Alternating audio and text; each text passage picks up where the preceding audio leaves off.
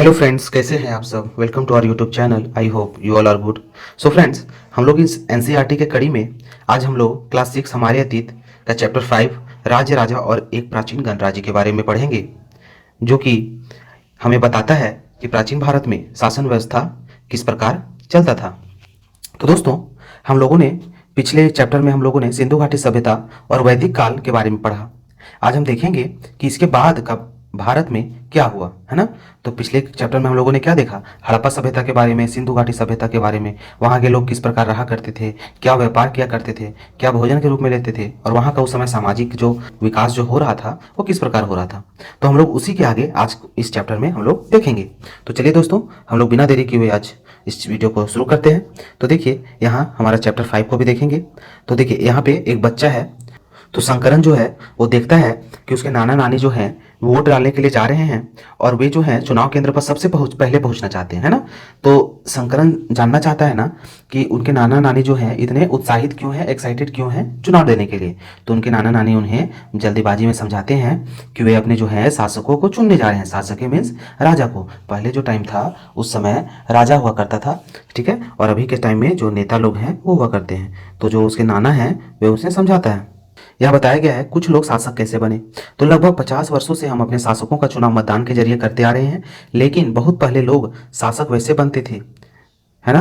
करीब 3000 साल पहले कुछ लोग बड़े बड़े यज्ञों को आयोजित कर राजा के रूप में प्रतिष्ठित हो गए। अश्वमेध यज्ञ एक ऐसा ही आयोजन था जिसमें एक घोड़े को राजा के लोगों की देखरेख में स्वतंत्र विचरण के लिए छोड़ दिया जाता था। इस घोड़े को किसी दूसरे राजा ने रोका तो उसे वहां अश्वमेध यज्ञ करने वाले राजा से लड़ाई करनी पड़ती थी। तो दोस्तों, आज से लगभग 3000 साल पहले राजा कैसे बना करते थे। उस समय कोई एक चुनाव का आयोजन नहीं कराया जाता था। उस समय एक आयोजन किया जाता था यज्ञ का, है ना। ये यज्ञ जो है बहुत ही प्रतिष्ठित यज्ञ माना जाता था, और इस यज्ञ को अश्वमेध यज्ञ के नाम से जाना जाता था। और बताया जाता है कि इस यज्ञ में एक घोड़े को स्वतंत्र रूप से छोड़ दिया जाता था वो भ्रमण के लिए, और उस घोड़े को जो भी पकड़ेगा वो जो है वो राजा से विरोध करेगा, यानी कि उससे क्या करेगा, लड़ाई लड़ेगा, युद्ध करेगा, और अगर जीतता है तो उसे उस राज्य अपना रहेगा, लेकिन अगर हार जाएगा तो उसका राज्य पर जो राजा जो अश्वमेध यज्ञ कर रहा है उसका शासन होगा, है ना। तो यही यहाँ बताया गया है। अगर उन्होंने घोड़े को जाने दिया, इसका मतलब होता था कि अश्वमेध यज्ञ करने वाला राजा उनसे ज्यादा शक्तिशाली था। इसके बाद उन राजाओं को यज्ञ में आमंत्रित किया जाता था। यह यज्ञ विशिष्ट पुरोहित द्वारा संपन्न किया जाता था। इसके लिए उन्हें उपहारों से सम्मानित किया जाता था। अश्वमेध यज्ञ करने वाला राजा बहुत शक्तिशाली माना जाता था। यज्ञ में आमंत्रित सभी राजा उसके लिए उपहार लाते थे। इन सभी आयोजनों में राजा का मुख्य स्थान होता था। उसे राज सिंहासन या बाघ के खाल के एक विशेष आसन पर बिठाया जाता था। युद्ध क्षेत्र में राजा का सारथी ही उसका सहचर होता था। यज्ञ के अवसर पर वह राजा की विजय विजय तथा अन्य गुणों का गुणगान करता था। तो दोस्तों, यहाँ बताया गया है कि जब अश्वमेध यज्ञ का जो घोड़ा है वो किसी ने पकड़ लिया तो उससे राजा का आंदोलन विरोध करना होता है, युद्ध करना होता है उसके साथ, है ना। तो जब युद्ध होता था तो राजा का एक सारथी उसका एक सहचर होता था। जो राजा अगर जीत भी जाए तो उसका बोल सकते हैं कि पूरा क्षेत्र में फैलाना, पूरा दूर दूर तक बोलना कि राजा जीत गया है, उसका शासन अब इस क्षेत्र में रहेगा। तो ये सारे जो काम थे वे कौन किया करता था, तो राजा का जो सारथी होता था उसका यह सारा काम था। राजा के सगे संबंधी खासकर उनकी रानियां तथा पुत्रों को भी कई छोटे छोटे अनुष्ठान करने होते थे। अन्य सारे आमंत्रित राजाओं का काम सिर्फ बैठकर यज्ञ की पूरी प्रक्रिया को देखना भर था। राजा के ऊपर पुरोहित पवित्र जल के छिड़काव के साथ साथ अन्य कई अनुष्ठान किया करता था। विष अथवा वैश्य जैसे सामान्य लोग उपहार लाते थे जिन्हें पुरोहित शूद्र मानते थे। उन्हें कई अनुष्ठानों में शामिल नहीं किया जाता था। तो देखिए दोस्तों, इस टाइम पीरियड में यहाँ पे जो है जो कॉमन पीपल लोग के जो लोग थे जिसे वैश्य के नाम से जाना जाता था, उन्हें यहाँ पे शूद्र के रूप में माना जाता था। जो पुरोहित लोग थे, पुरोहित लोग जो पूजा पाठ करवाते थे वो इन्हें शूद्र मानते थे, है ना। और इन्हें जो है पूजा में बड़े बड़े अनुष्ठानों में इन्हें शामिल करने का हक नहीं था, ठीक है। तो यहाँ बताया गया है। चलिए आगे चलते हैं। यहाँ देखिएगा, वर्ण के बारे में यहाँ जिक्र है। तो उस समय 4 सामाजिक वर्ग थे, जिसमें से पहला ब्राह्मण, दूसरा क्षत्रिय, तीसरा वैश्य, एंड लास्ट शूद्र। तो ब्राह्मणों का काम वेदों का अध्ययन करना था और अध्यापन करना था और यज्ञ करना था। तो ब्राह्मणों का काम क्या था? पूजा पाठ करवाना, यज्ञ करवाना, जिनके लिए उन्हें उपहार मिलता था।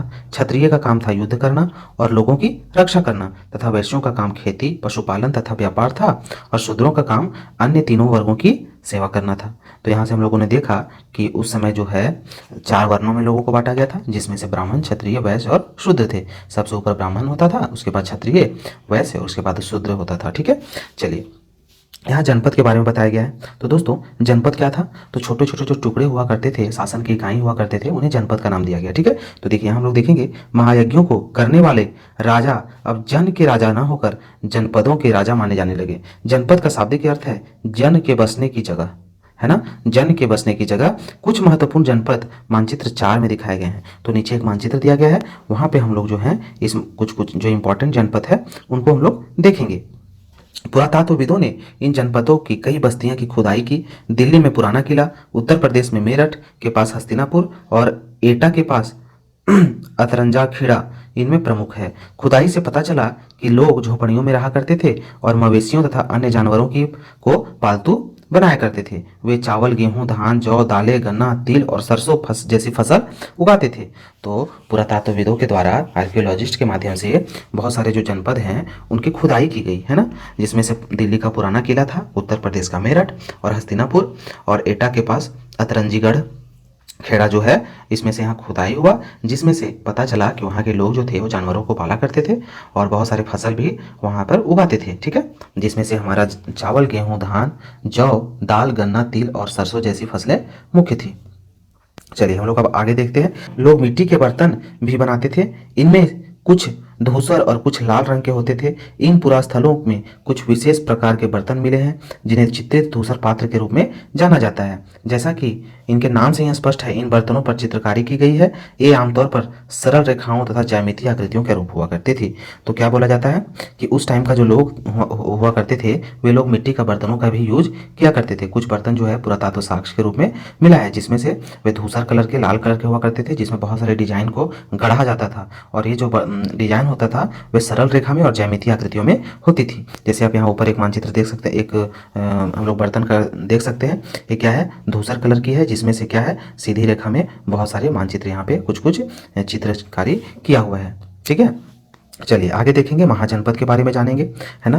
तो महाजनपद क्या है? तो करीब 25 साल पहले कुछ जनपद अधिक महत्वपूर्ण हो गए, इन्हें महाजनपद कहा जाने लगा, है ना। यानी कि जनपद में ही जो अत्यधिक जो इम्पोर्टेंट जनपद हुए, जहाँ पे बहुत सारे लोग शासन किया करते थे, तो वे सारे जनपदों को महाजनपद के रूप में माना जाने लगा। मानचित्र 4 में कुछ महाजनपद को दिखाया गया है। अधिकतर महाजनपदों की एक राजधानी होती थी। कई राजधानियों में किलेबंदी की गई, अर्थात इनके चारों ओर लकड़ी, ईंट या पत्थर की उचित दीवारें बनाई गई।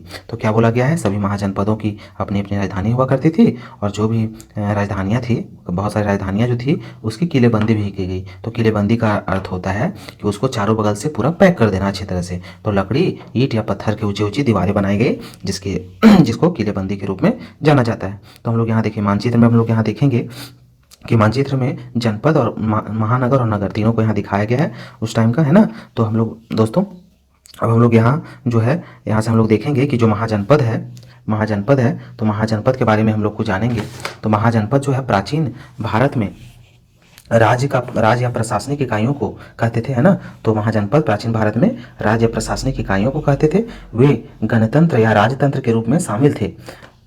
उत्तर वैदिक काल में कुछ महाजनपदों का उल्लेख मिलता है ना। उत्तर वैदिक काल में कुछ महाजनपदों का उल्लेख मिलता है, और महाजनपदों की संख्या जो है वो 16 है, जिसमें से सबसे बड़ा जो महाजनपद है वो कहाँ है? वो मगध है। ठीक है, देखिए यहाँ मैप में देख सकते हैं कि सबसे 16 महाजनपद है, जिसमें से सबसे बड़ा महाजनपद जो हमारा है वो मगध है।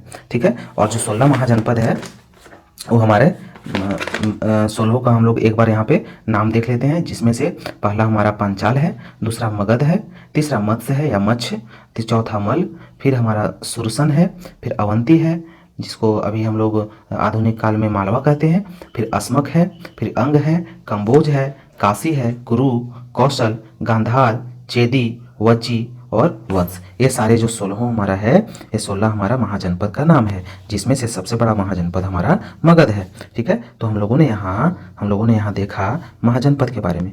चलिए आगे हम लोग देखते हैं तो आगे बताया गया है कि ऐसा लगता है कि लोगों ने अन्य राजाओं के आक्रमण से डरकर अपनी सुरक्षा के लिए इन किलों का निर्माण किया गया।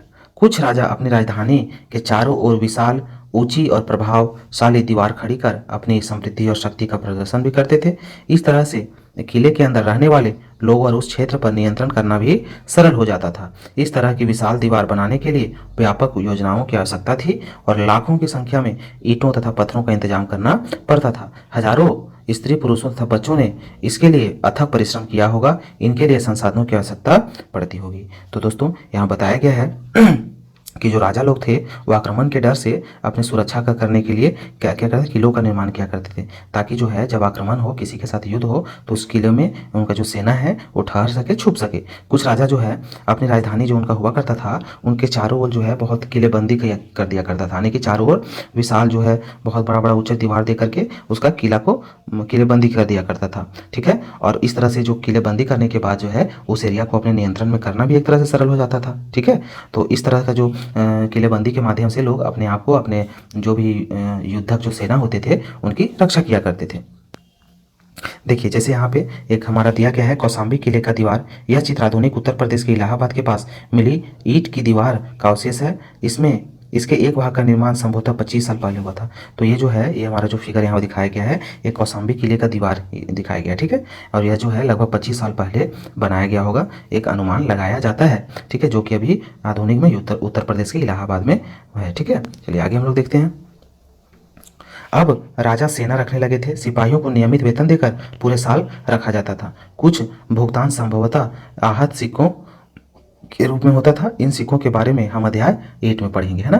तो सिक्कों के बारे में हम लोग अध्याय 8 में पढ़ेंगे, लेकिन फिलहाल जो है यहाँ हम लोग जानेंगे कि जो राजा होते थे उनके सेनापति या कुछ सिपाही लोग हुआ करते थे, जिन्हें वेतन के तौर पे कुछ सिक्के दिया जाता था। ठीक है, ताकि उनका भी कुछ अपना बेसिक नीड्स होगा उसको पूरा करने के लिए उन्हें कुछ सिक्के दिए जाते थे।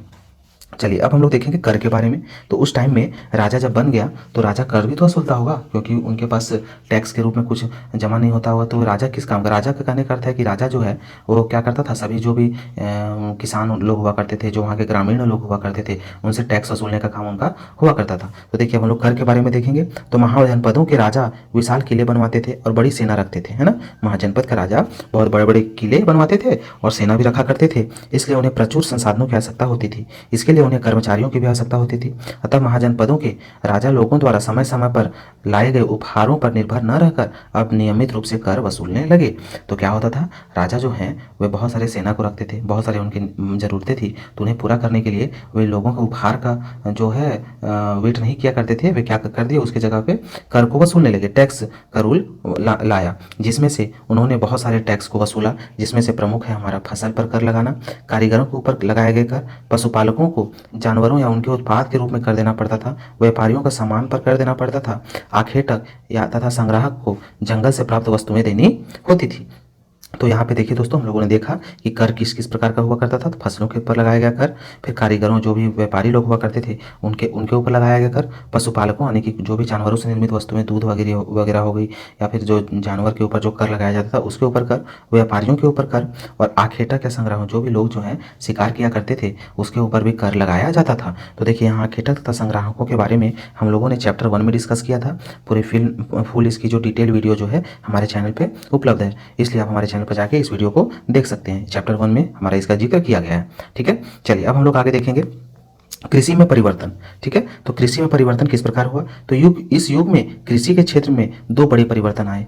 हल के फाल अब लोहे के बनने लगे, है ना। पहले जो हल का फाल हुआ करता था वो पत्थर का हुआ करता था, जानवरों का हड्डी का। हम लोगों ने देखा चैप्टर 1 और 2 में कि उस समय के जो लोग थे वो क्या किया करते थे, उस समय लोहे का आविष्कार नहीं हुआ था और लोहे की खोज नहीं हुई थी, तो इसलिए लोग हैं वो क्या करते थे, पत्थरों के औजार बनाया करते थे। तो अब जो लोग हैं वो फाल के जगह लोहे का उपयोग करने लगे। अब कठोर जमीन को लकड़ी के फाल की तुलना में लोहे के फाल से आसानी से जोता जाता था। इससे फसलों की उपज भी बढ़ गई, क्योंकि जितना खेत को अच्छे से हम लोग जोतेंगे, जितनी भी उसकी मिट्टी है उसको जितना अच्छे से उसको एक तरह से बोल सकते हैं ढीला करेंगे, उतना उसमें क्या होगा, उपज बढ़ेगा। दूसरे लोगों ने धान के पौधों का रोपण शुरू किया, अर्थात खेतों में बीज छिड़कर धान उपजाने के बजाय धान की पौधों तैयार कर उनका रोपण शुरू किया गया।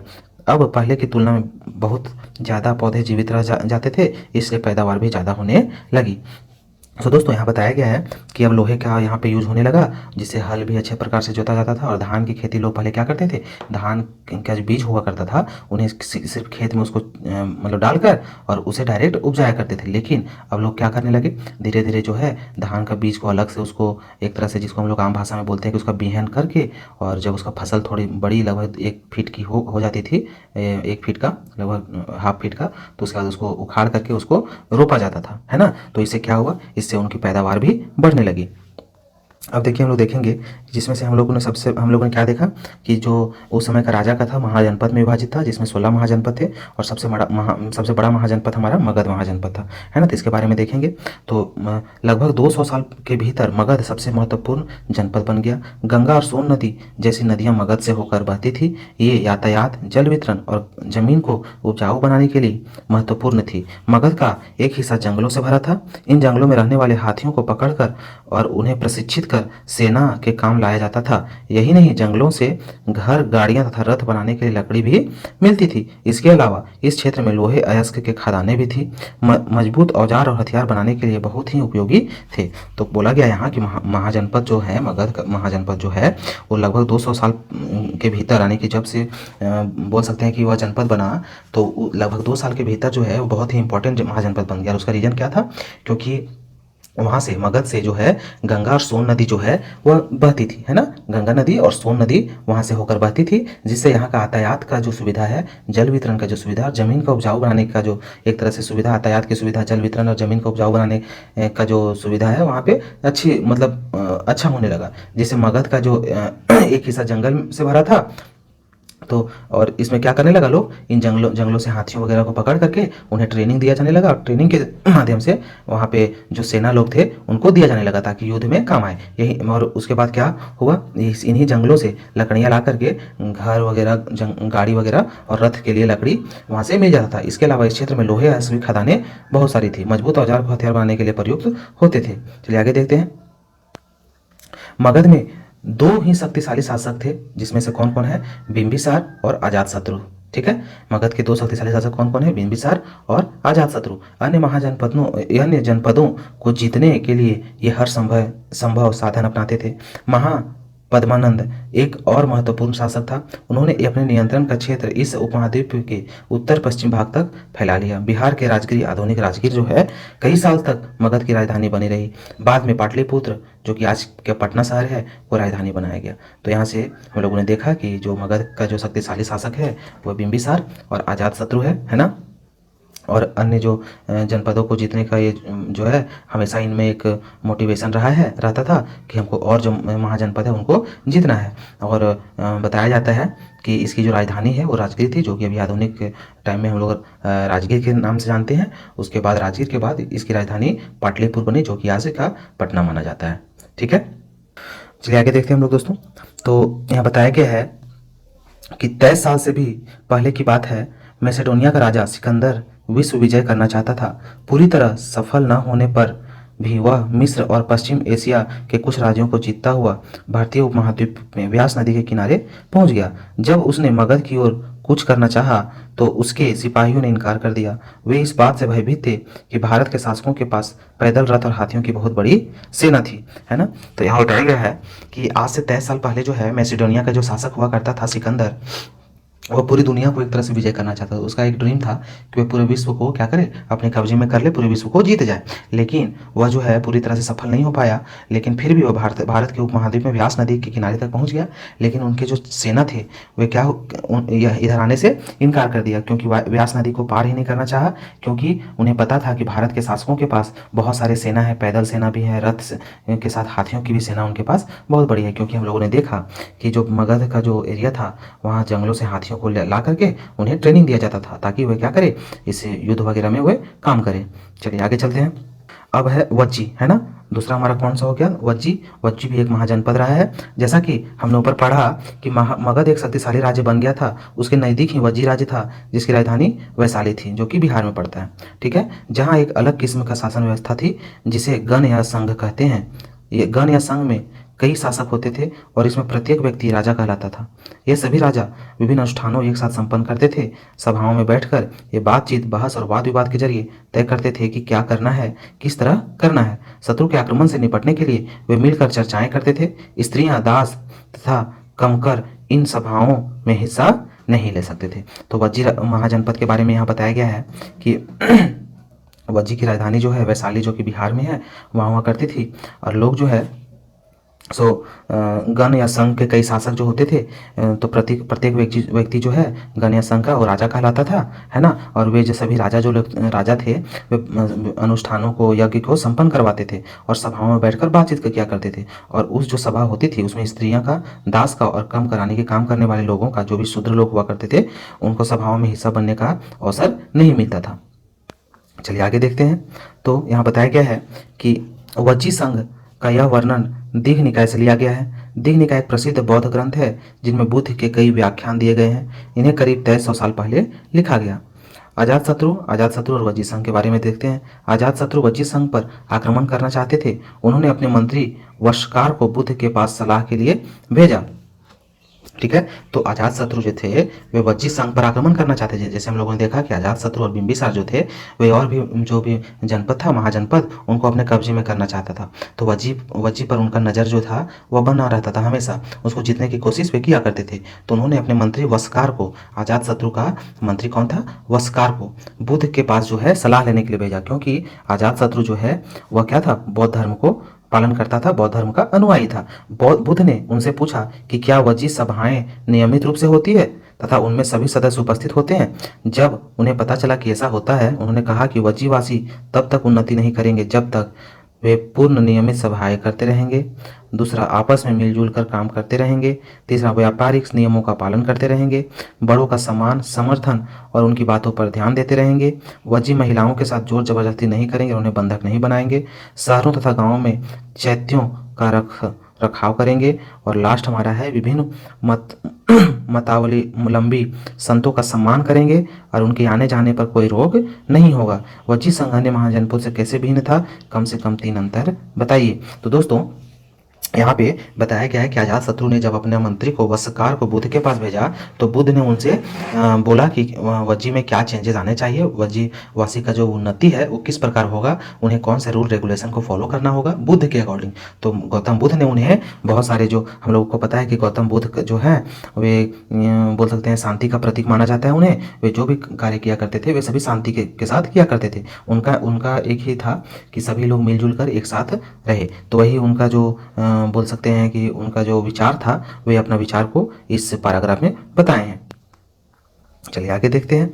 तो कई शक्तिशाली राजा इन संघों को जीतना चाहते थे। इसके बावजूद उनका राज्य अब से लगभग 1500 साल पहले तक चलता रहा। उसके बाद गुप्त शासकों ने गण तथा संघ पर विजय कर उन्हें अपने राज्य में शामिल कर लिया। इसके बारे में हम अध्याय 9 में पढ़ेंगे।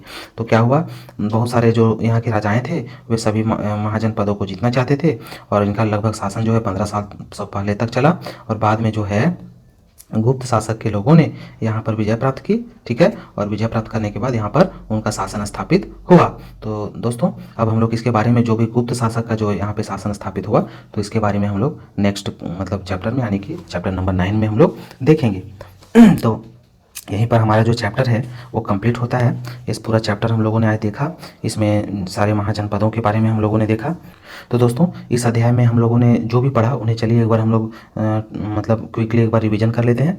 तो इस अध्याय में हम 3 मुख्य चीज़ें के बारे में पढ़े, जिसमें से पहला राज्य था। राज्य क्या है, तो राज्य प्राचीन भारत में छोटे राज्यों को राज्य कहा जाता था। ठीक है, दूसरा हम लोगों ने राजा के बारे में देखा। जो राज्य का मुखिया होता था वह सेना का नेतृत्व करता था, कानून बनाता था और कर भी वसूलता था, है ना। जिसमें कर में हम लोगों ने क्या देखा कि बहुत सारे कर वे लिया करते थे, जिसमें से पशुपालन का टैक्स हो गया, कृषि का टैक्स हो गया और बहुत सारे टैक्स जो है राजा के द्वारा चुकाया जाता था। तीसरा हम लोगों ने देखा गणराज्य के बारे में। तो कुछ स्थानों पर राजा नहीं होते थे बल्कि जनता मिलकर अपना शासन चलाते थे, इसे गणराज्य कहा करते थे, है ना। तो गणराज्य जहाँ पे राजा नहीं हुआ करते थे और शासन जो है जनता लोग खुद विचार विमर्श के माध्यम से चलाते थे, उन्हें गणराज्य कहा जाता था। उसके बाद हम लोगों ने देखा कि लगभग 2500 साल पहले भारत में कई छोटे राज्य बने। कुछ प्रसिद्ध राज्यों में मगध, कुरु और पंचाल शामिल थे। वे राज्य नदियों के आसपास बसे थे, जिसमें से गंगा और सोन नदी वहां बताया गया है, जहां खेती के लिए उपजाऊ जमीन भी मिलती थी। राज्य का मुखिया राजा होता था। राजा के पास बहुत सारी शक्तियां भी होती थी। वह सेना का नेतृत्व करता था, जनता की रक्षा करता था और यह भी तय करता था कि लोगों को क्या करना चाहिए। कभी कभी राजा युद्ध भी किया करते थे। कुछ राजा धार्मिक अनुष्ठान भी करवाते थे। इनमें से एक था अश्वमेध यज्ञ, जिनके बारे में हम लोगों ने देखा।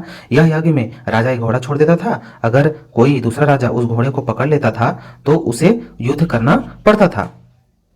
लेकिन हर राजा नहीं, लेकिन हर जगह राजा नहीं होते थे। कुछ जगहों पर कैसे जो लोग हैं वो गणतांत्रिक व्यवस्था का पालन किया करते थे और लोग अपने आपस में मिलकर वहाँ का शासन चलाते थे। ठीक है, तो यही सब जो है हम लोगों ने यहाँ पे देखा। जनपदों के बारे में देखा कि यहाँ पे जो है कि जनपद, टोटल जनपदों की संख्या 16 है, जिसमें से सबसे बड़ा जनपद जो है वो हमारा मगध है। ठीक है, तो और उसके बाद हम लोगों ने देखा कि जो बिंबिसार और अजातशत्रु थे वे मगध के जो बोल सकते हैं कि उस समय के शासक थे, और वे और भी जो साम्राज्य थे उनको अपने नियंत्रण में करना चाहते थे। फिर हम लोगों ने देखा कि क्या सिकंदर जो है, सिकंदर पूरे भारत को जीतना चाहता था, पूरे विश्व को, लेकिन दुर्भाग्यवश व्यास नदी को उसके दोस्तों ने, मतलब उसके जो सेनाएं थी, उन्होंने पार करने में मना कर दिया, क्योंकि उनको भय था कि भारत के पास जो है, मगध के पास बहुत सारे सेनाएं हैं, पैदल सेना भी हैं और बहुत सारी हाथियां भी हैं। इसीलिए उन्होंने व्यास नदी को पार करना मना कर दिया। तो चलिए दोस्तों, आज हम लोग इस चैप्टर में पूरे इस चैप्टर को डिटेल में समझा। तो अगर दोस्तों ये वीडियो आपको थोड़ी सी भी हेल्पफुल लगी हो तो आप इस वीडियो को लाइक करें, चैनल को सब्सक्राइब करें और शेयर भी करें। धन्यवाद।